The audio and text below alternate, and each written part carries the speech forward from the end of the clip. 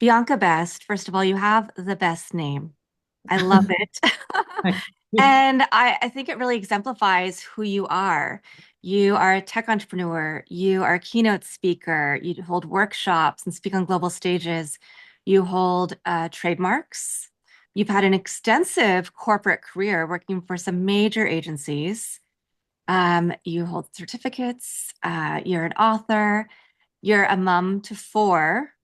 Hmm. Kudos to everything that you've been able to accomplish. And I'm really excited to dig in today and Thank you. find out how you do all of this with grace and ease, and then dig into your book because I think your book is definitely much needed at this moment in time with everything going on in the world. Absolutely. Absolutely. And it's a pleasure to be here. Thank you so much for having me. Yeah, of course. So let's start at the beginning. You were in corporate. You worked at, well, first you started off as an entrepreneur, and then it looks like Yeah. you wove into the corporate Yeah. world for a while. So talk Yeah. about that. Did you always want to be an entrepreneur, and how did you move from there into corporate roles before striking out on your own again? Yeah. I think I've always had big dreams, Yeah. always. Since I was a little girl, I read the book A Woman of Substance. I don't know if you remember that, a Barbara Taylor Bradford book, when I was about 12 years old, and it was this rags to riches Oh tale. yeah. I read it. So I was a little bookworm, and I read it when I was 12, and I was like, I want to be her. I want to do that. And it just really st struck a chord. So I was always very ambitious and intentional, and I knew I loved writing, and I just followed my interest and my passion in writing. And so I always talk about my CV as being a chronology of passions explored. So I leaned into writing and started, I found my way, fell into advertising, copywriting, had a little sort of dabble in that arena. Then had children in my mid 20s, and I fell into entrepreneurialism accidentally. I was breastfeeding my second little baby. She was a few weeks old. I'm sitting in bed. I've got my toddler running around next to me. My house is a mess. I'm a mess. Life is chaos. And I suddenly remember it was my then husband and I, it was our 10-year anniversary. And I suddenly realized, okay, I need to get him a present. I can't be bothered to get up, get dressed. How am I going to go to the shops? So in that moment, I decided very romantically to write a poem called A Decade to Remember. And I printed it out. I found a frame in the house. I found some photos, stuck it around it. He came home from work. I gave him the gift. He was like, oh, this is wonderful, very romantic, lovely. Yeah. That gift was then hung on the wall in our hallway, and everyone that came to visit the baby, that came into the house, looked at it and said, oh, where did you buy that? That's a lovely gift idea. So my brain started whirring with, could I make that a marketable commodity? And that was it. I fell into entrepreneurialism because I very quickly realized I absolutely could. So I spent a decade of taking the seeds of that little, oh, could I do anything with this? Turning it into an omni-channel global business. I was manufacturing, I had retail outlets, I had concessions in large department stores all around the globe. And I really like to say, with a bit of humility, that I helped transform the personalized gift industry today. Because this was back in 2004, where there weren't really personalized gifts. Mhm. And I was on a mission to just create something really magical and make sure that giving felt truly touching. So I literally used my energy, focus, and attention, and across that decade, really transformed what was a cottage industry Mhm. plaything at home into this massive empire. And I learned so much about myself in that period that it was a really pivotal life transformation because I learned that with the right energy, focus, and attention, anything you so desire is possible. Anything. And it wasn't always easy. I had lots of doors slammed in my face because throughout that period I was having more children, babies. I mean, at one point I had four children under seven and the business. So it was intense, but I just kept going and I kept expanding and I kept following what I was interested in. And so yeah, I'm an entrepreneur, but that was accidental. That wasn't actually the plan. And then when I sold that business, I ended up falling into corporate.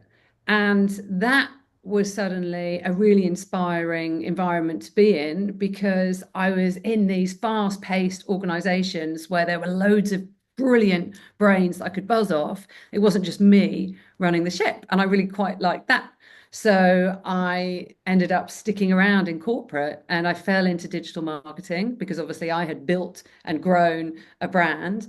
And then I worked in very large communication groups, the largest groups in the world, right up to where my most recent role has been at Publicis Group.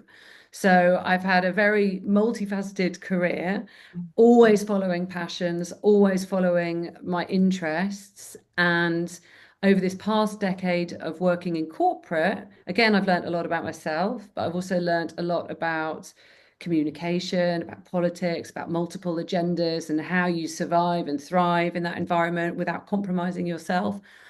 And across this entire period of firstly entrepreneurialism, then the corporate realm, throughout the parenting and the sort of life expansion of home ownership and navigating divorce, that was another life thing.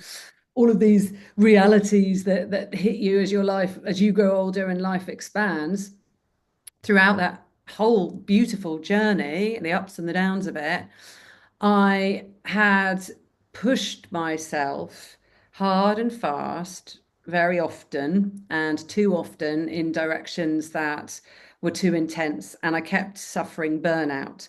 So, despite that sounding like, oh, wonderful, shiny trajectory and series of accomplishments, I had definitely been pushing too hard, too fast, too consistently. And so I didn't want to squash my ambitions. I wanted to continue achieving all my big Mhm. back and dreams, but I realized I had to learn how to self-manage. And so over a 10-year period where I'd gone from catastrophic burnout and frequent episodes, I mean, the worst one was being hospitalized with total immune collapse, right through to cyclical burnouts where I'd be in bed for a couple of weeks, useless to everyone. Um, I had to really learn how to stop that. And I did. And in 2015, I had my last burnout.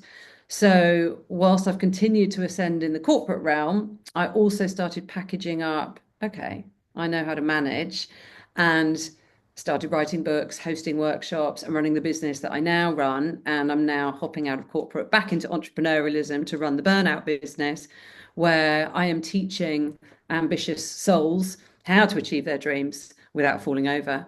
So Mhm. again, I've followed my passions. It's still chronology of passions explored. Here I am, leaning into life and gaining experience all the time, a constant student, constantly learning, constantly certifying in new, interesting healing modalities, the coaching space that I'm in. Right now, I'm learning about energy coaching, the Mhm. biofield, and, really moving into as many a helpful domain as interests me that I believe will serve the people that I work with positively. Yeah. Wow. So many questions and comments because this is a beautiful trajectory. And I would say right before we jumped on, we were talking a little bit about, what our corporate paths or our paths. And I also feel like I've always followed my heart and my intuition. Things have Fantastic. happened very organically. So And important. some have been positive experiences, some have been life lessons.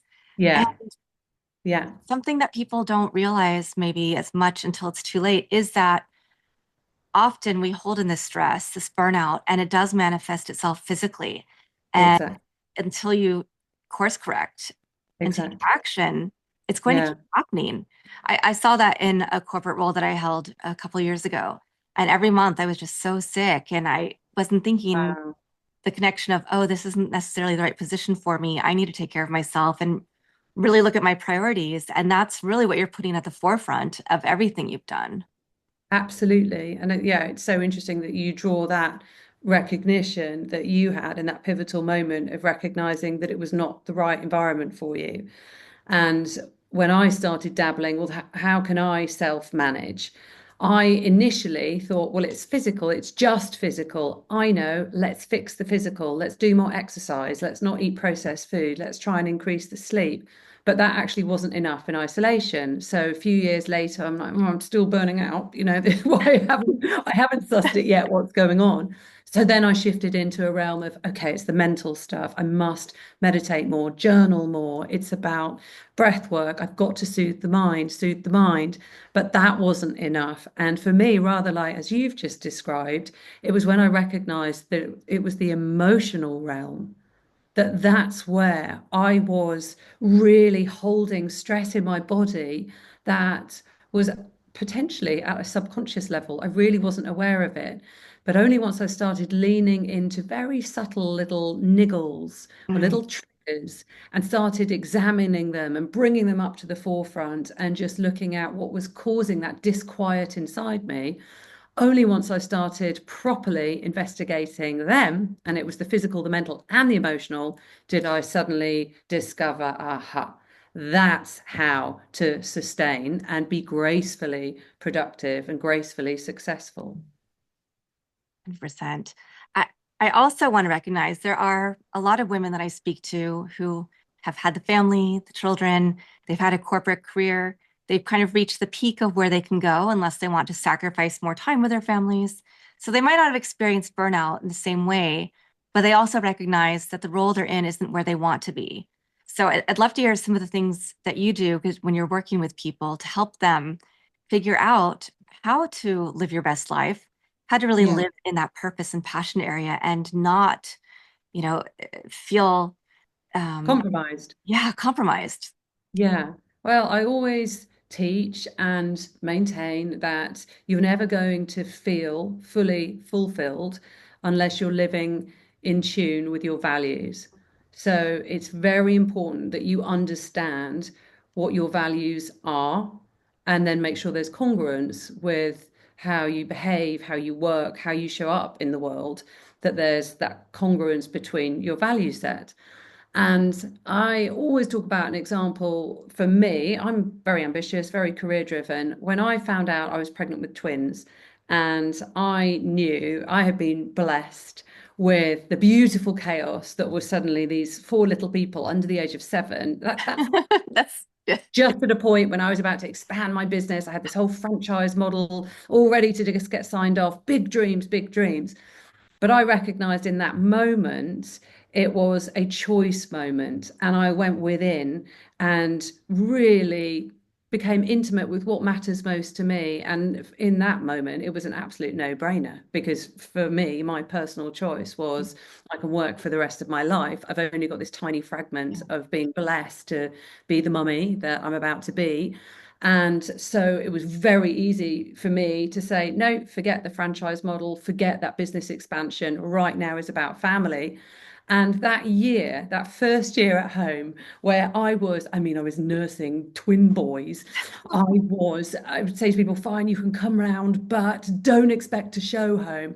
My house was a tip. I rarely washed my hair. I had the priority of self-nourishing, of making a juice every day and just making sure the business was running, but I wasn't growing it, I wasn't expanding it. I just had got it to a place where I could just give it a little bit of attention, but most of my focus was on the children. It wasn't on how I looked, it wasn't on the state of the house, it was just on the children. And that was my choice. But I always think back on that year, that first year, as being one of the happiest years of my Mm. life. And if you'd come round, you'd be like, "Oh, Bianca, can I hoover the floor for you? There's cornflakes." It was filthy. But I was so happy because I was on purpose. And that is what I teach and recommend and coach people that I'm working with to get into this place where they're feeling a sense of purpose. And that's not purpose has become this sort of almost ethereal, oh, I Mm. need a purpose. And my 22-year-old son came in the other day and he said, Mom, I'm worried. I haven't found my purpose yet. And I was like, at ease. It's okay. You don't have to have this big, fat, glossy, I'm going to eradicate child hunger in the world. Purpose can be as simple as what makes me happy, and every day showing up and contributing to your world in such a way where you feel that you're happy. So we can do that in whatever role we hold. But to your question around the jiggle juggle, the balance, the family, the different dynamic priorities, it is absolutely up to us to Mm, create the cascade or the elevation, the hierarchy of what are the things that matter most. So in that first year post twin birth, I knew it was a moment for family above career. And there are going to be moments where we don't prioritize income because that's not particularly relevant at that moment. I can tell you that when I got divorced, I knew I had to get another corporate role mm, to make sure I could buy my ex out, keep my kids in this house. And I really wanted to be writing another book and focusing on the burnout business, but it wasn't the right time. So I knew I had to leap back into corporate, do another jump up a corporate ladder rung because that was my priority. So therefore, it wasn't creating emotional unrest within me and a disharmony because I was consciously making that choice and prioritizing that career choice at that moment. Now the time has come for me to drop down financially, start again because I'm pursuing my dreams. And that's a choice. That's a choice. And so there's going to be a financial compromise, but that's okay because I'm consciously leaning into it. So I will always advise anyone to just tune in to themselves. And like you beautifully said when we were chatting before, you're very sensitive to your intuition. So that's guiding you. And that is a blessing that everybody has available to them. But I think a lot of people don't hear it because we've been taught not to listen to the whispers of the soul and to just plow on and pursue societal ideologies of success. And that is quite often at the expense of our own wants and needs. it really is. Um, yeah, I remember a time when I lived in Houston, and it was very much about nonprofit work and going out and, emceeing fashion shows or charity galas or luncheons and having to be dressed to the nines and Yeah, get your picture taken and all of the external things, which was fun to an extent, but yeah, it was so refreshing when I moved back to Los Angeles. And similar to you, I was in my house. Luckily, I was doing a lot of remote work. And then, of course, the pandemic happened. But I was like, yeah. wait, I can just sit here and I can be in dressed however, and nobody see Yeah, my house. And I will get hired because people see my value and yeah, because I'm living by my values. And when I talk to people about branding, whether it's corporate branding or personal branding, I always start the brand blueprint, right? What is your mission, vision, values, yeah, purpose? exactly. And if you live everything like you said, and you look at that, it makes it a lot easier to say yes or no and not get distracted by the shiny object that you think you should do because society tells you to. Exactly, exactly. And I think it's such a prevalent challenge, especially in this world of social media and the distractions and the vacuousness of a Right. lot of what, I worry about. We've Mm, both got teenagers. I worry about the world that they're growing up in and the nonsense that they may see as a version of success. So it's up to us to try and deconstruct what they're viewing as a potential reality and say, no, no, no, no, no, go within. Because if there's ever a dependence of self-worth that is reliant upon something extrinsic, we know that that's a very volatile state to be in. So to be able to navigate the constant life undulations, which are inevitably going to change and up and down, good and bad, that's guaranteed. We need to have the certainty and groundedness within ourselves to not be destabilized when the external does wobble, because it absolutely will. So it's really about learning that sense of self-worth, self-esteem, and working in such a way where we're building that and fostering that so we don't crumble when the exterior suddenly changes. yeah. I wanted to ask because you have a book coming out. And one of the Mm. things that I think is a topic that you are an expert in, like to speak about, and something that's so of the moment is the fact that there's so much uncertainty that you were alluding to in the world. The Yeah, extrinsic things, I mean, I live in Los Angeles. We've had the fires, yeah, right? We have a new administration, mm, and there's a lot of volatility going on with yeah, what we're doing with other countries or not doing. And it's not stuff that I can control.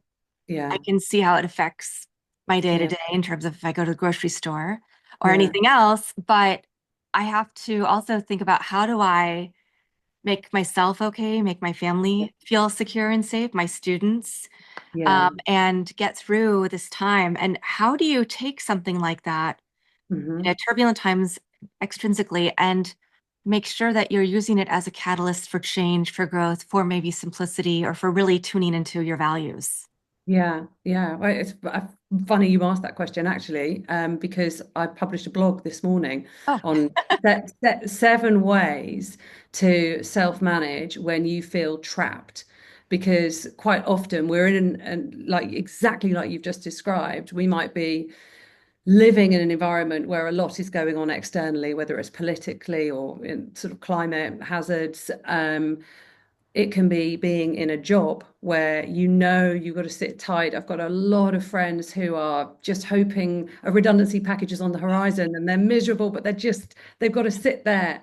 I've got people that are in unhappy marriages who are making a choice to stay for one more year till the children have done their exams. So there are different circumstances where we feel trapped. mhm. And so I wrote a blog about how can we self-manage when we're in this environment of feeling trapped, because sometimes we're consciously trapped Yeah. in like those examples of we know we can't get away. You can't emigrate and up and run and start a life somewhere else, you know.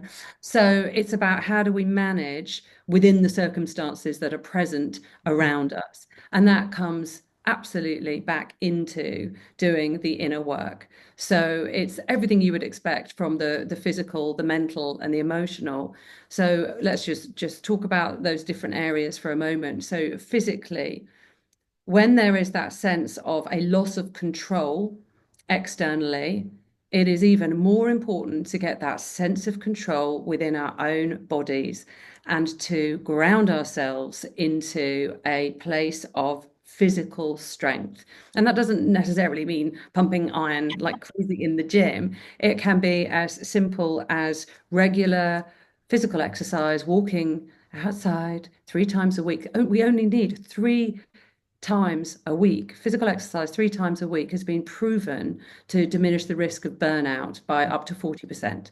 So, and we all understand the numerous studies around why exercise matters. But in a moment of extrinsic uncertainty and turbulence, this has to become a priority. Because if we're not managing our own physicality, then we do run a significant risk of being destabilized in our own physical selves. Um, so there's the sort of the physical stuff we can do with exercise, with diet, with sleep, all of the very obvious things, but also what I teach again and again is tune into your natural energetic rhythms and stop chasing energy and instead start working with energy. Start to really revere and respect your natural rhythms because there is no one size fits all. We are all bio-individual. So what creates stress in you may not create stress in me. What soothes you may not soothe me. So we each have to learn our own recipe of how do I create energy? What is it that I do that makes me feel abundant, that makes me expand? Who are the people that I'm with that make me feel good? What are the things that I do? Where are the places that I come to life? What's the work that makes me feel energized? And do more of that. Mhm. And then become aware of what depletes our energy because if we're not conscious of that delicate, beautiful, very intimate cycle of energetic creation and depletion, then we're unlikely to create harmony within ourselves because we're disrespecting what is so fundamentally core to how we show up physically and obviously then mentally and emotionally. So it starts with energy management. And it's a very simple process, but actually in society, quite often we suppress that natural urge that says, okay, I'm depleted right now. And instead, we compress it and we shrink it and we have a coffee or another energy drink or we push on through. So I teach to just step back, be self-aware, understand our energetic rhythms. And in my book, actually, there's an exercise, it's called a harmonic energy scorecard, because I invite everyone to just understand the different dynamic productivity aspects of self to then go in and score, how am I in terms of managing my sleep well or my diet or all these different aspects that they're in the book, and just invite you to understand your body wants peace. Your body always wants to bring you back to a place of homeostasis, but we often don't listen to it Mhm. and we push it out of its natural comfort zone, whether it's alcohol or stimulants or in situations. And it's up to us to start to really understand how stress is manifesting in our bodies and to just help ourselves calm. So energy management is a very important aspect of dealing with these turbulent times. The other thing is emotional resilience. Mhm. How do we manage that ourselves? And again, it will be different for each one of us individually. It's a very bespoke way that we will each have in terms of responding to emotional stress. So, something for me, if I'm feeling a mental swirl and I'm feeling an overwhelm, I like to journal. I've journaled since I was a little girl, and I will be in the middle of a working day in the office. And if I feel myself starting to panic and swirl, then I will take myself out of that environment, go and sit in a park and journal, even if it means I'm 15 minutes late for a meeting, because I realize I have to prioritize myself to reground and regroup internally so that I can then go back and show up and have positive impact that I intend to. So building that emotional resilience is really key. And you don't have to do it alone with a journal or with breath work. You can do it with a support group of those people that nourish and nurture you. But again, it's about understanding and recognizing who those people are and making sure that they become part of your strategic plan. Yeah. I love the fact that you've spoken about this being bespoke and that we're all so individual. Yeah, I've only learned probably in the past year that I don't need to sign up for everything that I think is aligned, that I can say no to some of those items and be a supporter from the outside, but absolutely. also that I have to be okay with not putting pressure on myself to do everything at once. I mean, this weekend, I needed to judge the Webby Awards, I needed to grade papers, I needed to do homework. I need to do some cleaning around my house, but Yep. my daughter had art class and a school dance and a tennis tournament. So guess what? That's what I focused my attention on. And I am okay, even though it does impact other people, with now saying, I have to understand I can't stay up until all hours accomplishing this because then Good I for you. won't be able to be present. Exactly. Good for you. And that's it. And isn't that interesting how you set out with the intention across the weekend of I'm going to do da da da da da da da da. But then actually, as the weekend evolved, your priorities rose to the surface, you honored them, and hopefully, as you went to bed on your Sunday night, you actually felt replete. Did you Yeah. feel, or did you feel frustrated, or were you happy that you'd had the weekend that mattered most? A little bit of both, probably. I mean, mostly great because she is my priority. Yeah, But also, and going, okay, I can figure out when to put everything else in my schedule for the rest of the week. Before yeah, next weekend, I'm prioritizing my partner and his family. So, yeah, but is this part of what you do when you work with people in your coaching practice? Because you do have a lot of certifications, I think in yeah, NLP, energy work, all yeah, these different things, but you yeah. also have this very business-minded background. And so Yeah. you're able to bring both of those things together. Yeah, absolutely. Because I mean, coaching by its nature is you encourage the client to find their own way, their own answers. But a lot of clients I find come to me because of my experience running a business and working in corporate. So it's sort of a blend of coaching and mentorship. And I call it success strategizing because that seems to just, strike the chord. So, I want to make sure that I'm not veering off away, from the traditional realms of coaching. So I'm very clear in distinguishing, excuse me, but I want to serve my clients in the best possible way. And I pay attention to what those issues have been most prevalently over the past few years of working with clients and organizations. And energy bubbles up. It's even surpassing time. It used to be all about, oh, I don't know how to manage my time. And actually, now I'm really in a realm of teaching this, flowing with your energy and flowing with time. Actually, it's interesting. I've evolved. I'm still learning, of course. We're all learning. And every year I'm presented with different challenges. And then I learn how to lean into this particular era of my life. But I'm definitely in the chapter now where instead of compartmentalizing every 30-minute segment of every day, where I used to be proud on a Sunday afternoon, I'd sit down with the kids and go, right, who's going to do what this week? I want to do this and let's plan. And then I'd go beyond the goals for the week chart and I would fill in my calendar with 30-minute increments of travel time, exercise time, food prep time. I was nutty, actually. And I certainly don't recommend that anymore. I allow more flow around just allowing what is most important to bubble up for the family or for us individually. Because when we focus on what matters most, we actually do find the time, bizarrely, it expands, the stuff gets done. And that to-do list is going to roll on forever. I mean, potentially we're going to be working till our 80s, aren't we? So there's always going to be loads to do, but actually it's about prioritizing what really is the most important and impactful thing to do right now. What is that next right thing? Lean into that. Yeah. Uh, you have 3 books already, and you're releasing your fourth one in March. And it seems to me that your books also follow very much the trajectory of your career and everything else. There Yeah, were something that you felt was needed at that time for yeah, yourself, but that could also be helpful for others.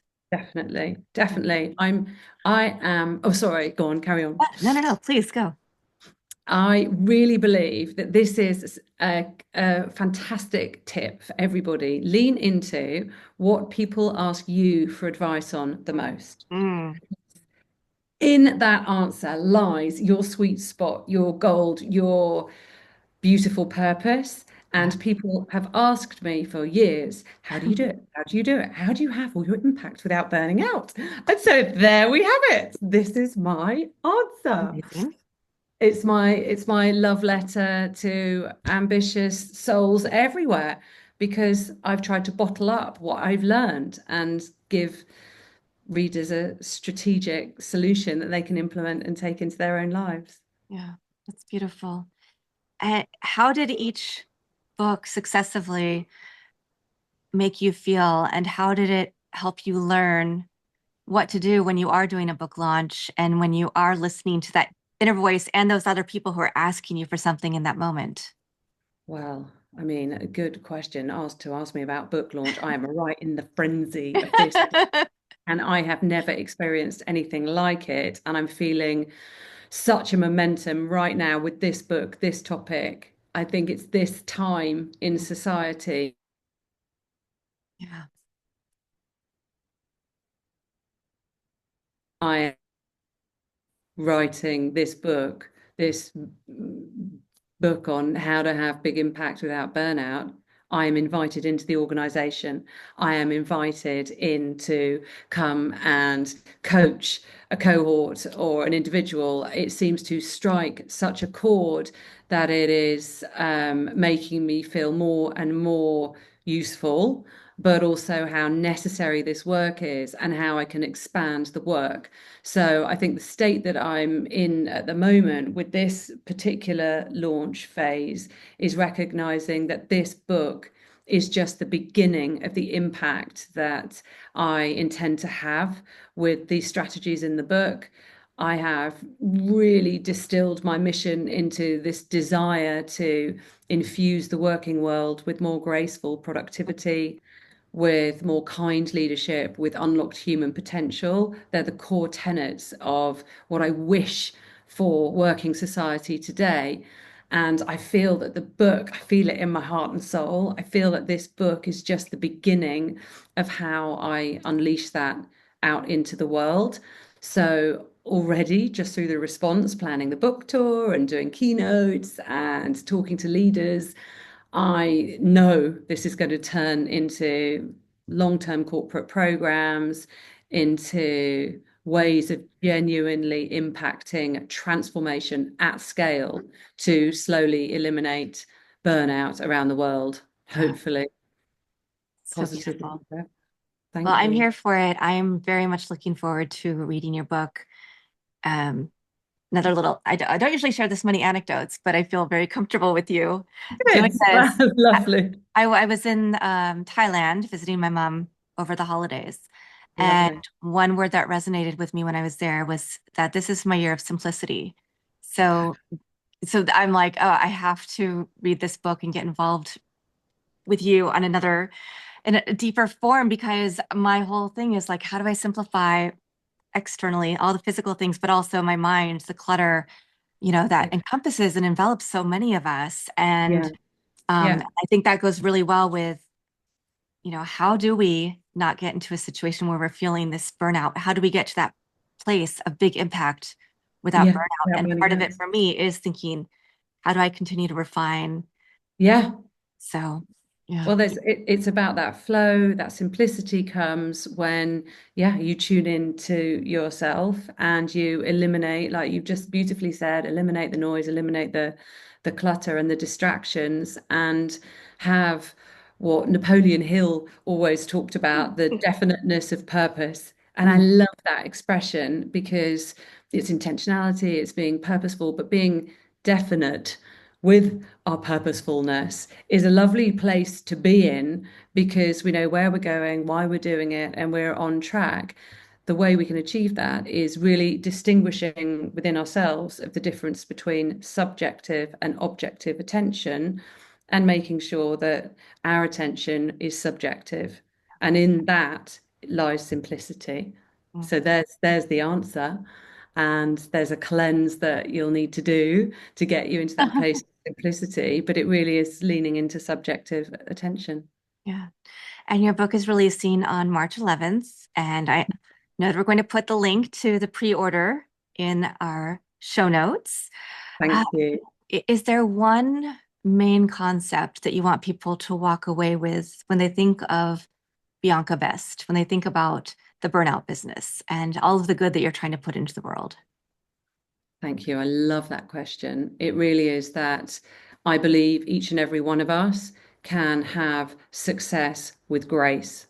Mm. And if we can step into this place of really honoring graceful productivity and stopping frenetic, panicky productivity, but just stay in a place of grace, we are going to experience life so much more joyfully and beautifully and happily. And that's ultimately why we're here and what we all seek. So that's my real wish that we step into success with grace. Fantastic. And Bianca, do you have a final? You gave us a great quote from Napoleon Hill, but do you have another one that's a family motto, a verse, a poem, words that help get you through every day? I'm going to read what I've just got literally here next to me on my desk. And it's very simply believe in magic. And I believe that we all individually are the magic we seek. So I teach my children that, and it's very much believe in the magic because it's within you. It's Yeah. everywhere. It's there. Amazing. I can't wait to dive into, your website a little more, to your past books. I definitely resonate with all of them.